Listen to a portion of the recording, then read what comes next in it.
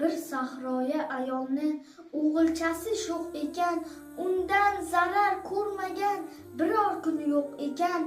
Qozondagi taomin tepib qochib ketar ekan, meshidagi suvini sepib qochib ketar ekan. Qarg'ar ekan onasi qilolmasdan epini, qirqib qochganida kir yoyadigan ipini. Hoy ipimni qirqmagin, qalbingga ilm to'lgur. Hoy meshimni teshmagin, Ka'baga imom bo'lgur. Hayvon duming kesmagin, beozor bo'l to'g'ri yur. G'arib yo'lin to'smagin, Ka'baga imom bo'lgur. Demas ekan juvarmak, haromi, maraz o'lgur. Bitta ekan qarg'ishi, Ka'baga imom bo'lgur. Niyat ketdi, vaqt ketdi, misli yer yosh shabada. Shu ayolni, shu o'g'lim imom bo'ldi Ka'baga. Ne shohu sultonlar orqasida turib g'oz, unga iqtidor qilib o'qir edilar namoz. Bolangizni so'kmangiz, duo qiling bolani, it eshak deb so'kishga.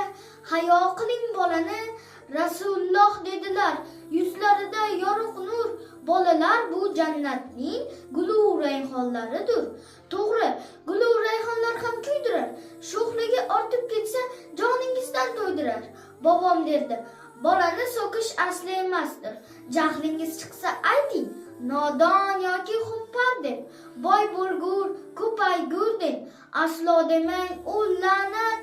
Shuni bilib qo'yingki, so'kinish ham bir san'at. Ixlos bilan qilingan har tilaging ushalar. Har qilingan tilakka ko'ksi amin deb turar farishtalar. It desangiz it bo'lib o'zingizni qopadi. Eshakka eshak har kim o'z tilidan topadi. Farzandingiz bilan el faxrlanib yashasin. It eshak fe'llaridan Parvardigor asrasin. Olim, shoir, hunarmand, polvon bo'lsin bolalar. Yurtga kerakli halol inson bo'lsin bolalar. Bolangizni so'ksangiz podsho bo'lgur deb so'king.